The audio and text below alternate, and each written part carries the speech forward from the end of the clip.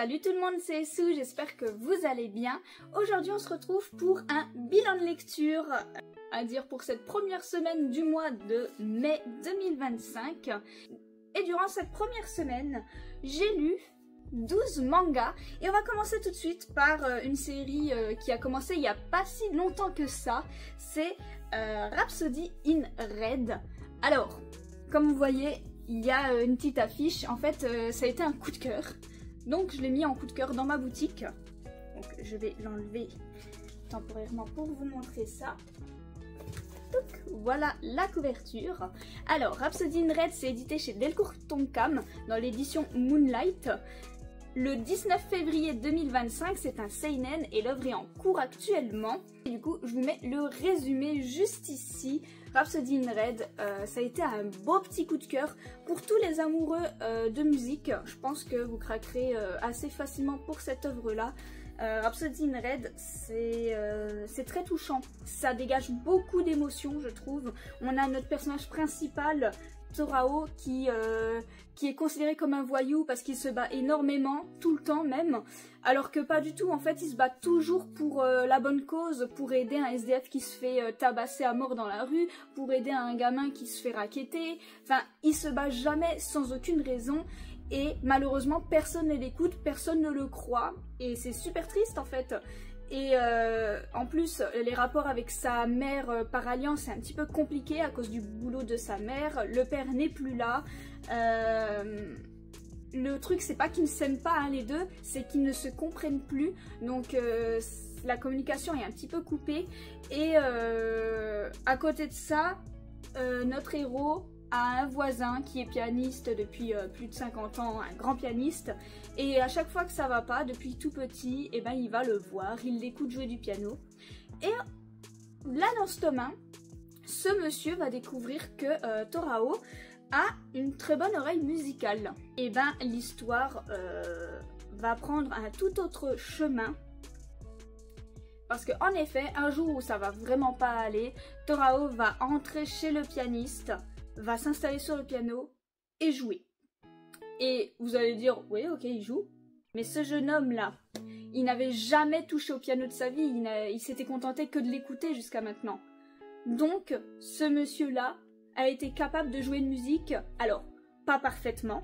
Et en plus, il a tâté les touches pour trouver, grâce aux sonorités, quelles étaient les bonnes touches à chaque fois. Et il a reproduit sans trop de difficultés en vrai du coup une musique que le pianiste lui avait déjà jouée. Et c'est vraiment incroyable de faire ça en fait. Le piano, comme tout autre instrument, ça s'apprend. Lui, il avait jamais touché au piano et là, même s'il a eu un petit peu de difficulté, il a plus ou moins réussi à jouer une musique qui est peut-être pas forcément en plus des plus simples. Donc c'est vrai que c'est assez impressionnant. Et du coup, le pianiste va voir le potentiel et va le prendre sous son aile en fait, tout simplement. Et ce qui est bien, c'est que Torao, lui, il veut jouer du piano pour pouvoir s'exprimer, raconter ce qu'il a envie de partager. Parce que personne ne l'écoute quand il parle, alors il se dit qu'en jouant du piano, les gens l'écouteront. Et là, c'est un côté très touchant, il veut faire passer des messages grâce à la musique et se dégager en fait de cette réputation de voyou, alors que non en fait, c'est pas du tout un voyou, c'est même un petit sauveur finalement, notre petit Torao. Il n'est pas parfait, personne n'est parfait, mais voilà, il fait ce qu'il pense être juste et il veut faire le bien et il veut pouvoir exprimer ses émotions à travers la musique. Et la première personne qu'il veut toucher évidemment, c'est sa mère. Donc voilà, premier tome très très touchant qui envoie direct du pâté. Il est vraiment formidable, j'ai failli chialer à la fin tellement c'était beau en fait. C'est une œuvre qui est belle, qui se ressent. Certaines planches sont assez fortes, hein, on ressent vraiment l'émotion, l'énergie musicale et c'est vraiment très très bon. Voilà, j'ai adoré ce premier tome là, ça a été un vrai petit coup de cœur. Pour tout amoureux de la musique, foncez lire Rhapsody in Red, c'est vraiment très très bon. Et les dessins, eh ben, ils sont plutôt sympathiques. Je vous montre un petit peu.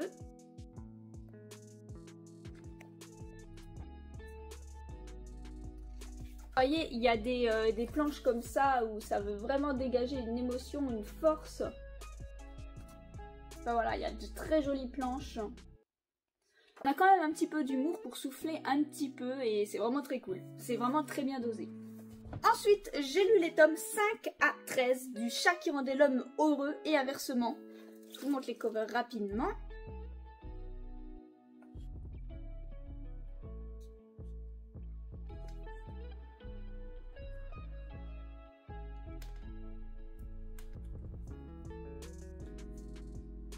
Et voilà, le tome 13 est sorti il n'y a pas longtemps. C'est édité chez Soleil. Le 21 septembre 2022, c'est à Seinen et l'œuvre est toujours en cours actuellement.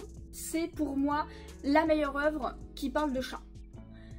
Ouais, je m'emballe. Le tome 1 est d'ailleurs dans ma table des coups de cœur aussi. Parce que je trouve que le Chat qui rendait l'homme heureux et inversement, il réunit beaucoup de choses très agréables à lire, très touchantes, et il dégage énormément d'émotions en fait. On va suivre du coup notre personnage principal qui est un petit peu âgé, qui est un ancien grand pianiste, hein. On est un petit peu dans l'univers de la musique là, et qui va finir par donner des cours à des enfants suite à un traumatisme. Il a perdu sa femme pendant qu'il avait un concert, et en fait il l'a appris et ça a été un choc. Maintenant la scène ça le traumatise, il a du mal à être dans une pièce de concert, de machin et tout. Et c'est vrai que c'est très touchant. En plus sa femme, voilà, on a quelques petits flashbacks de temps en temps. Ça avait l'air d'être un amour. Le personnage, il est bien travaillé. On connaît son passé, son enfance. On creuse du coup bien le personnage, mais aussi les personnages secondaires. Parce que du coup, il va s'ouvrir aux autres en même temps qu'il va s'ouvrir à son chat qu'il va adopter. Qui lui aussi était un petit peu rejeté à cause de son physique. Parce que c'était pas forcément le chat le plus beau de la terre. Ou parce que ce n'était plus un bébé. Mais du coup, lui et son chat, ils vont se trouver, ils vont plus se quitter, ça va être très touchant, très beau. Et il y a beaucoup d'humour, beaucoup de scènes touchantes. En fait, d'une page à une autre, on change d'émotion totale. Un moment, on va être mort de rire, un moment, on va avoir les larmes aux yeux. C'est vraiment incroyable et c'est bien dosé. Et c'est bien parce qu'on a les deux points de vue. On a le point de vue de notre personnage principal, on a le point de vue du chat, et on a le point de vue aussi des autres personnages secondaires, des autres animaux, des personnages secondaires, parce que les autres aussi ils ont des chats ou des chiens. Et c'est incroyable en fait, tout le monde est vraiment travaillé. Et tout le monde est lié et c'est vraiment bien fait. C'est pas du tout fouillis, c'est juste parfait. C'est vraiment très bon. C'est bien dosé, les dessins sont très sympathiques. Pas des plus détaillés mais suffisants on va dire. On a du coup parfois au milieu des chapitres des petites scènes de 4 cases. Et c'est rigolo. Voilà, en rapport avec le chat, la situation avec le chat. Et en même temps, c'est un petit peu instructif quand on a un chat parce que propriétaire de chat, on va se reconnaître dans pas mal de situations. Et c'est vraiment divers et varié en fait. Cette œuvre, elle arrive à réunir des choses informatives sur les chats, de l'humour, des petites blagues de 4 cases, une histoire travaillée, des personnages développés, que ce soit secondaire ou principal. Tout est travaillé en fait. Tout est travaillé, on a un cocktail incroyable, les personnages sont touchants et extrêmement attachants, mais vraiment tous, ils ont tous leur petit quelque chose, leur petit machin, et c'est juste une merveille, une douceur, c'est vraiment génial. Voilà, Le Chat qui rendait l'homme heureux et inversement. Moi je peux que vous conseiller de lire l'œuvre si vous aimez les œuvres avec les animaux, avec les chats particulièrement. Si vous aimez aussi la musique, ça aborde quand même pas mal ce sujet là aussi. Et si vous aimez aussi les sujets un petit peu familiaux, un peu drame, tout, il y a de tout. Il y a de tout dedans, c'est un milkshake incroyable, c'est une petite douceur qui saura vous donner énormément d'émotions, positives comme négatives.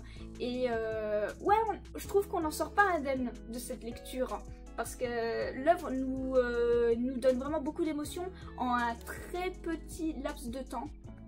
Et j'adore. Voilà, je rien à dire de plus, cette œuvre, je l'aime d'amour. Je vais vous montrer un peu les dessins, hein. Comme je vous ai dit, c'est assez simple, mais ça fait le taf. Et les chats sont vraiment rigolos, ils sont trop mignons, ils sont attachants, ils sont tous attachants, que ce soit les humains ou les animaux, tous attachants. Et ça fait du bien aussi parce que les personnages, grâce aux autres, grâce aux animaux, ils vont s'auto-développer, s'auto-grandir. Et on voit vraiment que notre personnage principal, notre petit papy d'amour, il veut avancer dans la vie, quoi. Il veut se donner les moyens. Et il est tellement touchant, il est tellement attachant.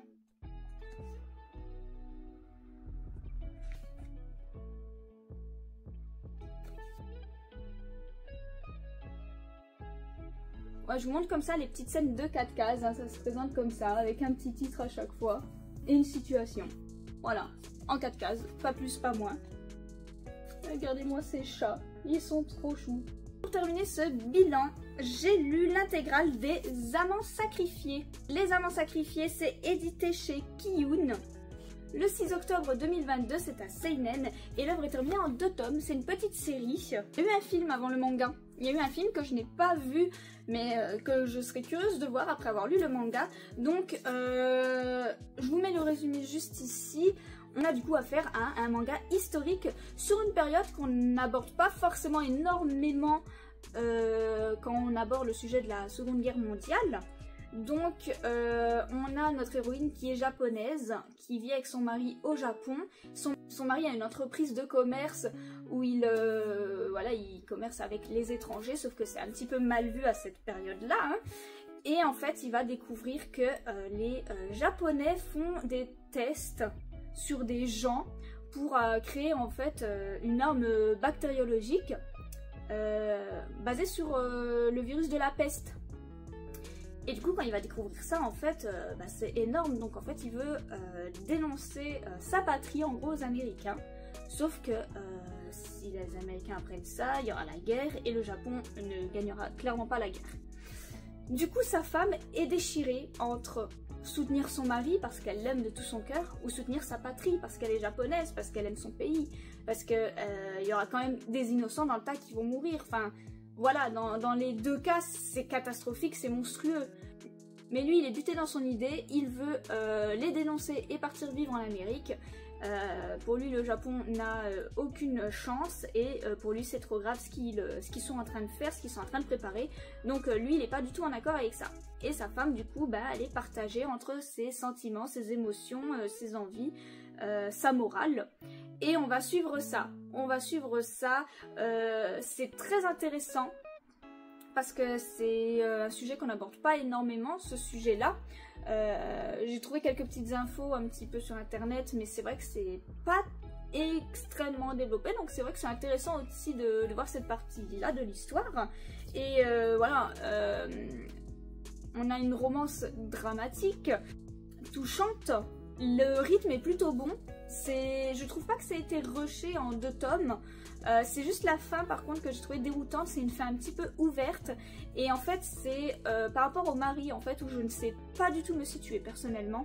Je suis restée on va dire entre parenthèses quand même sur ma fin par rapport à la fin, mais tout le reste a été vraiment bien amené je trouve. Entre les pages, vous voyez, on a toutes les petites infos, ils mettent une date, ils disent ce qui s'est passé à chaque fois et on a des vraies images, des vraies photos d'archives et tout qu'ils ont mis dans le manga. Et voilà, très régulièrement on a une date et ça nous dit ce qui s'est passé, ce qui se passe, nanana. On a l'évolution de l'histoire à ce moment-là et c'est super intéressant, c'est très très bien fait. Vous voyez, encore là, c'est très fréquent. Donc c'est vrai que c'est assez complet, même si voilà, comme tout manga historique, très souvent c'est romancé et puis on suit un couple, voilà. On fait une certaine mise en scène par rapport à cette situation-là. Mais c'est vrai que c'est assez intéressant. C'est très intéressant, ça nous permet de découvrir un pan de l'histoire qu'on n'aborde pas tant que ça. Et les dessins en plus, ils sont vraiment pas mal. J'ai bien aimé, encore une fois assez simpliste, mais vraiment bien. Et puis ces images d'archives, enfin... c'est vraiment beau, c'est vraiment très joli, voyez. Mais jusqu'au bout, hein, j'étais à fond dedans. Et je vous avoue qu'à la fin, j'étais complètement déroutée. Genre, quoi? Et quand je suis arrivée à la page, je fais non, mais ça finit comme ça, c'est vraiment une fin ouverte. Et ouais, je vous en dis pas plus, je vous laisse découvrir si vous aimez bien les mangas historiques. Foncez, c'était super sympa. À voir comment est le film. Je ne sais pas si tout est exactement pareil ou s'il y a des choses qui sont un peu différentes par rapport aux deux formats. Mais je suis curieuse de le voir du coup. Peut-être que ça va éclaircir un petit peu mon esprit, mais c'est vrai que la fin m'a un petit peu déroutée. Je n'ai pas aimé, mais j'ai été déroutée. Voilà, si vous aimez les mangas historiques, en plus ça aborde un sujet dont on parle pas trop, et ben c'est intéressant, c'est plutôt bien fait. Les personnages sont pas forcément attachants par contre. On suit plus l'histoire, c'est vraiment comme si on regardait un film finalement, mais sans forcément s'attacher. On découvre l'histoire. Voilà, je sais pas si vous comprenez un petit peu ce que je veux dire, mais c'est pas genre on s'attache à l'histoire, nanana, c'est juste on est vraiment spectateur et on découvre l'histoire comme si on nous racontait cette histoire, mais sans forcément se sentir concerné quoi. Voilà. Mais enfin c'était vraiment très sympa et en 2 tomes, voilà. La fin est déroutante, mais tout le récit est vraiment plutôt pas mal fait. Et c'est ainsi que se termine cette vidéo bilan de lecture de la semaine. J'espère qu'elle vous a plu. N'hésitez pas à me dire vos lectures de la semaine et si on a des lectures en commun ou non. Et sur ce, eh bien passez une bonne journée.